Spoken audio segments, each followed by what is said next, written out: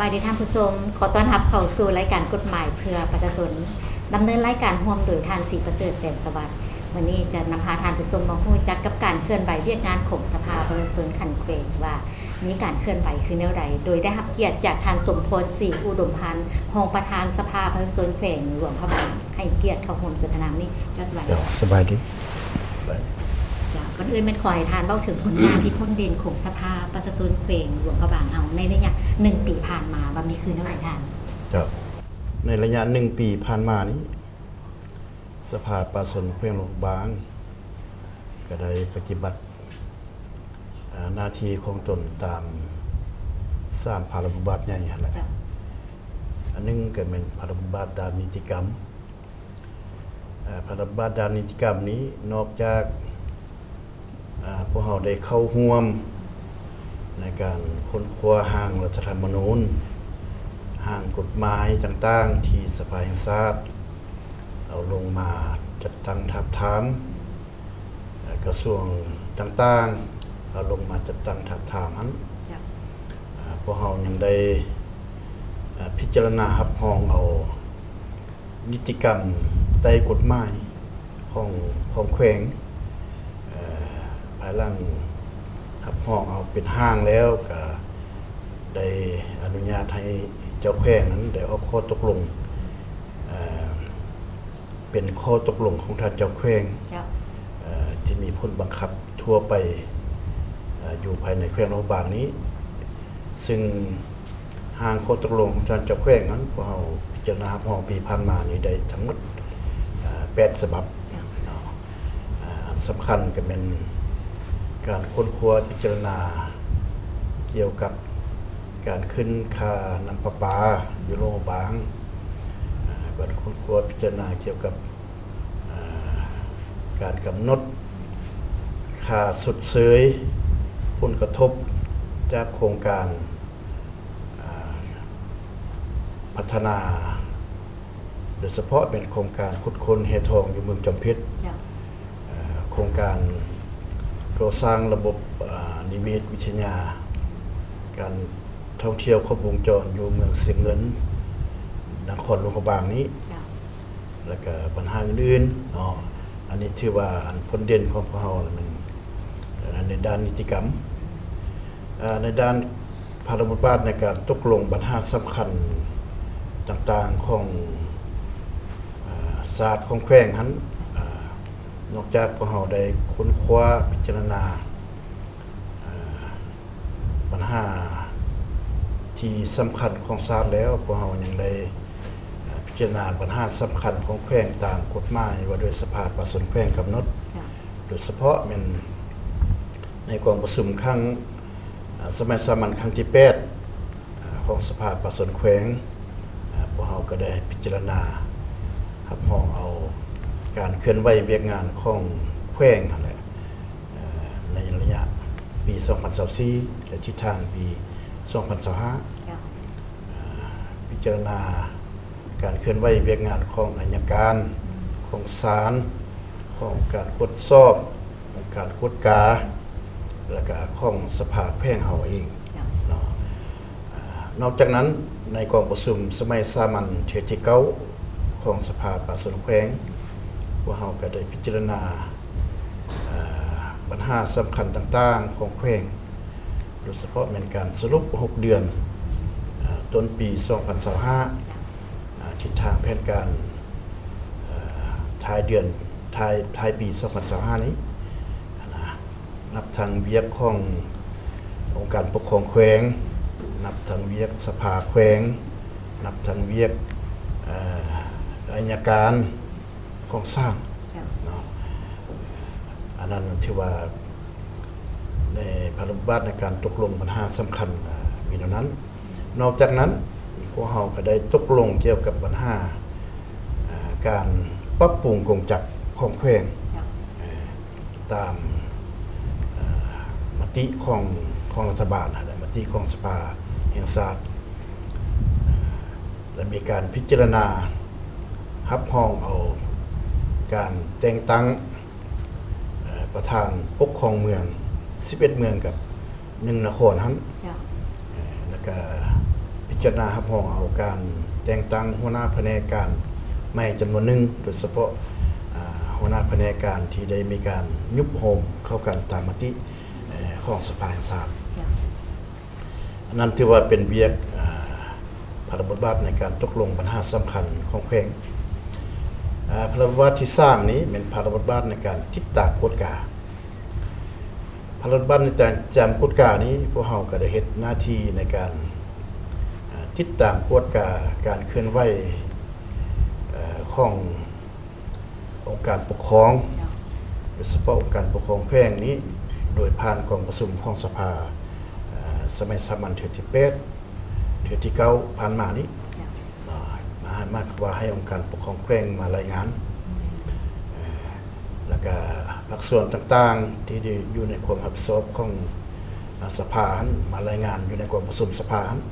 อันนั้นที่1แจ้งทางประชุมประจังซี่กองประชุมสมัยสามัญเทื่อที่8เทื่อที่9ของสภาแห่งชาติสุดที่9และของสภาประชาชนกันแขวงสุดที่2แม่นเจ้าสภาแห่งชาติสุดที่9สภาประชาชนแขวงสุดที่2อ่ะเจ้าอันนั้นมันวิธีหนึ่งเนาะวิธีที่2นี้ทางคณะประจำสภาประชาชนแขวงก็ได้มีแผนในการลงติดตามกฎกาสุกยุการจัดตั้งปฏิบัติรัฐธรรมนูญปฏิบัติกฎหมายต่างๆปฏิบัติแผนพัฒนาเศรษฐกิจสังคมของแขวงแล้วก็มติของสภาประชาชนแขวง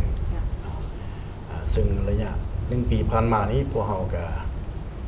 ได้ลงหลายเมืองอันเด่นสุดก็เป็นทางคณะกรรมการเศรษฐกิจแผนการเงินก็ได้ลงติดตามกฎกาสุกโยการจัดตั้งปฏิบัติมติของสภาแขวงเกี่ยวกับการจัดตั้งปฏิบัติแผนพัฒนาเศรษฐกิจสังคมปี2025นี้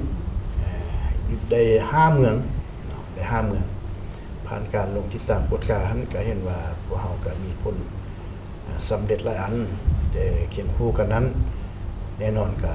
มีปัญหาที่จะต้องได้ปรับปรุงหลายอันสมควรโดยเฉพาะก็เป็นปัญหาเรื่องความเข้มงวดในการจัดตั้งปฏิบัติระเบียบกฎหมายต่างๆเดี๋ยวนี้เด่นก็มู่ก็เป็นปัญหาเรื่องการขุดค้นคำตกค้อนที่ว่ามีการลักลอบขุดค้นคำตกค้อนอยู่ภายในแขวงนี่ก็หลายจุดสมควรอันนั้นมันภารกิจในการติดตามกฎกาเนาะที่ว่านอกจากนั้นสภาประชาชนแขวงพวกเราก็ได้เข้าร่วมจัดตั้งปฏิบัติเวียกงานต่างๆซึ่งแขวงเนาะคณะบริหารงานพรรคแขวงได้มอบหมายให้เข้าร่วมการประชุมอยู่ทางที่สภาแห่งชาติได้จัดขึ้นเข้าร่วมกองประชุมต่างๆที่องค์การปกครองแขวงจัดขึ้นกระทรวงเกี่ยวข้องจัดขึ้นก็ได้หลายครั้งพอสมควรอันนั้นถือว่าเป็นผลงานที่ผลเด่นที่ทางสภาแขวงของเราได้จัดตั้งปฏิบัติระยะ1 ปีผ่านมามีเกินนั้นเจ้ามีปัญหาหนึ่งจะตั้งก็เลยเปลี่ยนตื่นเพราะว่าในกระบวนการจะตั้งปฏิบัติตัวจริงนี้นอกจาก2พระบทบาทถึงยังมีปัญหาหนึ่งอีกถึงว่าสภามีพระบทบาทเกินว่าหับค่ำของทุกของประชาชนในระยะผ่านมาในแขวงของพวกเรามีปรากฏการณ์ปัญหาที่เกินว่าการดำเนินคดีของศาลซึ่งไว้ในระยะในขั้นตอนสิ้นสุดแล้วแต่เห็นว่ามีความยุ่งยากหมายว่าการตัดสินพิจารณาคดีหมายว่ามันถือตามข้อมูลหลักฐานและก็ถือตามกฎหมายแต่มีบางอันถือตามความจริงนั้นมันมักจะมีทำของขึ้นมาตื่มอีกเหตุให้สภาได้มีปัญหาใหม่ที่จะต้องได้พิจารณาในท้องถิ่นของพวกเรามีบ่ถ้ามีพวกเราได้ช่วยพิจารณาในอะไรบอกถึงพระบทบาทในการติดตามกฎกาการจัดตั้งปฏิบัติรัฐธรรมนูญกฎหมายโดยเฉพาะเป็นปัญหาการแก้ไข คำห้องทุกข์เนาะคำห้องขอความเป็นธรรมต่างๆนะระยะผ่านมานี่ก็มีหลายปัญหาที่หนึ่งนี่แม่นย้อนความบ่เข้าใจของประชาชนนั้นคิดว่าสภาแขวงพวกเฮานี้แม่นเฮ็ดหน้าที่แก้ไขทุกปัญหานั่นแหละโดยบ่ได้คิดว่าสภาแขวงเฮานี้จะพิจารณาคำร้องขอความเป็นธรรมซึ่งได้ผ่านการแก้ไขจากภาคส่วนเกี่ยวข้องโดยเฉพาะเป็นองค์การปกครองขั้นต่างๆศาลอัยการผ่านมาแล้วจึงพาให้ประชาชนนี่ก็ยักพึ่งแต่สภาเขียนคำร้องมหาสภานี่หมดทุกอันนะแต่ว่าผ่านการจัดตั้งปฏิบัติระยะผ่านมานี้พวกเฮาก็เวลาลงไปพบปะประชาชนกับพยายามอธิบายให้กับเจ้าเข้าใจว่าสภาประชาชนแขวงนี้แม่นเฮ็ดหน้าที่แก้ไขแต่ปัญหาที่องค์การปกครองแต่ละขั้นหันได้แก้ไขแล้วแต่ยังบ่ทันพอใจเนาะและปัญหาที่ศาลได้พิจารณาตัดสินตามกระบวนการยุติธรรมแล้วแต่ก็ยังบ่ทันพอใจอันนั้นแหละเป็นแนวนั้นจึงพาให้คำร้องทุกข์คำร้องข้อความเป็นธรรมนี่มันก็มีลักษณะลดลงเนาะถึงอย่างไรก็ตามระยะผ่านมานี่ก็ยังมีอยู่เนาะยังมีอยู่ปัญหาที่คำร้องคำเสนอคำร้องข้อความเป็นธรรมของประชาชนมหาสภานี่เกี่ยวกับปัญหาการปฏิบัติหน้าที่ของเจ้าหน้าที่ต่างๆบ่ว่าจะเป็นเจ้าหน้าที่ตำรวจเจ้าหน้าที่อัยการ เจ้าหน้าที่ของศาลหรือว่าพนักงานของรัฐในการจัดตั้งปฏิบัติหน้าที่ต่างๆตัวกับปัญหานี้พวกเราก็ได้มีการประสานสมทบกับคะแนนการเกี่ยวข้องนั้นในการให้กระเจ้ากวดกาเบิ่งว่ามันเป็นความจริงสำใดหลังจากได้ผลของการกวดกาแล้วก็ได้รายงานให้ประชาชนทราบแน่นอนว่ามีหลายกรณีเขาเจ้าไปเฮ็ดทึกแต่ก็มีกรณีจำนวนหนึ่งนี่พนักงานนั้นก็ไปเฮ็ดทึกเฮ็ดบ่ทึกแท้ๆว่าซั่นซะก็ได้มีการตักเตือนมีการปรับปรุงเพื่อให้มันดีขึ้นและอันที่3นี้ก็คือท่านเพิ่นได้เจาะจีมาเมื่อกี้นั่นแหละมันก็มีคดีจำนวนหนึ่งที่ได้ผ่านการพิจารณาของเจ้าหน้าที่ต่างๆเฉพาะของอัยการของศาลตามกระบวนการยุติธรรมทำนี่ครบแล้วหมายความว่าศาลขั้นต้นก็ตัดสินแล้วศาลขั้นอุทธรณ์ก็ตัดสินแล้วศาลขั้นลบล้างก็พิจารณาแล้วแต่ก็ยังมีคำร้องทุกข์มาอยู่ผ่านการกฎกาของคณะประจำสภาพวกเฮาก็เห็นว่ามันก็ยังมีอันที่บ่ทันถือพวกเฮาก็ได้มีการตกลงในคณะประจำนั้นได้นำเสนอให้ภาคส่วนเกี่ยวข้องโดยเฉพาะเป็นอัยการประชาชนแขวงนั้นเป็นผู้พิจารณากฎกาคืนเกี่ยวกับการดำเนินคดีดังกล่าวนั้นแต่ว่ากรณีที่มันบ่ถึกนี่ก็มันก็มีน้อยส่วนหลายก็ถึกและมีคำร้องของประชาชนมาเพื่อแก้ยาวเวลาในการจัดตั้งปฏิบัติซึ่งอันนั้นเป็นอันนั้นสภาพต่างนาให้รายการกฎหมายเพื่อประชาชนต้องขอขอบใจนำทานสมพลศรีอุดมพันธ์รองประธานสภาประชาชนแขวงหลวงพระบางที่ให้เกียรติเข้าร่วมสนทนาเล่าถึงการเคลื่อนไหวเวียกงานของสภาประชาชนแขวงหลวงพระบางจะว่ามีการเคลื่อนไหวเวียกงานขึ้นแนวใดหวังว่าท่านผู้ชมคงจะได้รับข้อมูลดีๆจาก การสนทนาในครั้งนี้เจ้าขอบใจค่ะ เจ้า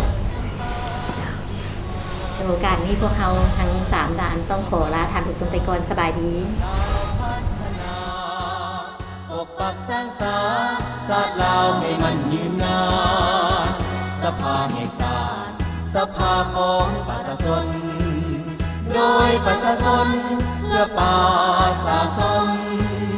สิทธิและหน้าที่เกิดไว้ในใจของตน ผู้แทนทุกคนประกันด้วยเกียรติศักดิ์ศรี